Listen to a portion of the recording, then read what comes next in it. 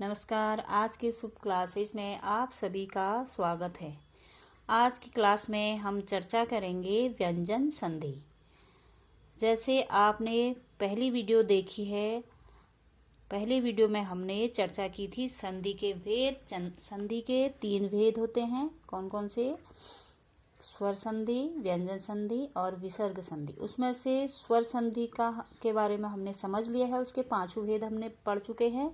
तो आज हम चर्चा करते हैं भेद का जो दूसरा रूप है, व्यंजन संधि। तो चलिए व्यंजन संधि की परिभाषा क्या है देखते हैं। व्यंजन संधि का व्यंजन अथवा स्वर से मेल होने पर जो परिवर्तन होता है वह व्यंजन संधि कहलाता है। अर्थात आपने स्वर संधि में देखा, उसमें स्वरों का मेल हो रहा था। अब व्यंजन संधि में क्या अंतर है? इसमें स्वर और व्यंजन दोनों का मेल होने पे जो परिवर्तन आएगा उसे हम व्यंजन संधि कहलाएंगे। अर्थात व्यंजन और व्यंजन का मेल भी हो सकता है शब्द में, और व्यंजन और स्वर का मेल भी हो सकता है। तो उसे हम क्या कहेंगे? व्यंजन संधि कहेंगे। तो देखिए शब्द में ये कैसे काम करता है व्यंजन संधि, देखते हैं। जैसे सम धन कल्प, यह अर्थात शब्द बना परिवर्तन होके संकल्प। सब में अ उच्चारण आ रहा और यहाँ पर क आ रहा, ये स्वर हो गया, ये व्यंजन हो गया। दोनों के मेल से नया परिवर्तित रूप बन रहा है संकल्प। ऐसे जगत प्लस ईस, त व्यंजन है, ई स्वर है, दोनों के मेल से यहाँ पर शब्द परिवर्तित होके बन रहा है जगदीश। तो व्यंजन संधि के कुछ नियम हैं। शब्द परिवर्तन के बाद उसमें उच्चारण परिवर्तन भी होता है। ये कैसे होता है चलिए देखते हैं। इसके कुछ नियम हैं। इसका पहला नियम हम देखते हैं क्या है। व्यंजन संधि के नियम, पहला है वर्ग के पहले वर्ण का तीसरे वर्ण में परिवर्तन होना।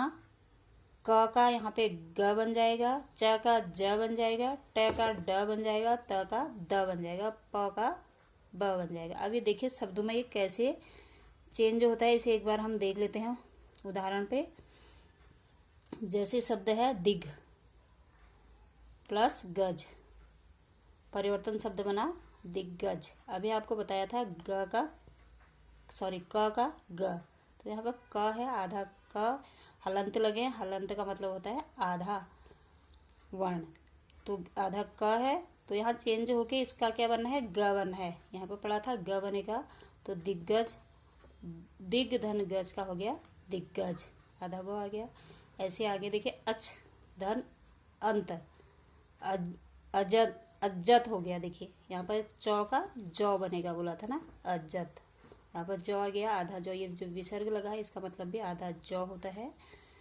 और षड धन अंग, षडंग, यहाँ पर बोला था आपको ट का ड होगा, षड धन अंग षडंग, यहाँ पे ड उच्चारण आ गया। आधा ड, या अर्थात ये विसर्ग जो लगा है इसका मतलब होता है आधा ड, षडंग, ये यहाँ पर उच्चारण आ गया। उत धन योग, अब यहाँ पर आपको बोला था त का द हो जाएगा। देखो उत है, त है, और यहाँ पर योग, तो यहाँ पर शब्द परिवर्तन में इसका उच्चारण आ जाएगा द, उद्योग, तो यहाँ पर आधा द, उद्योग बन गया शब्द। तो व्यंजन संधि का जो पहला नियम है आपके समझ में आ गया होगा। ऐसे इसके कुछ और नियम काम करते हैं, उसको हम अगले वीडियो में समझाएंगे। तो वीडियो को शेयर कीजिए, लाइक कीजिए और सब्सक्राइब कीजिए। धन्यवाद।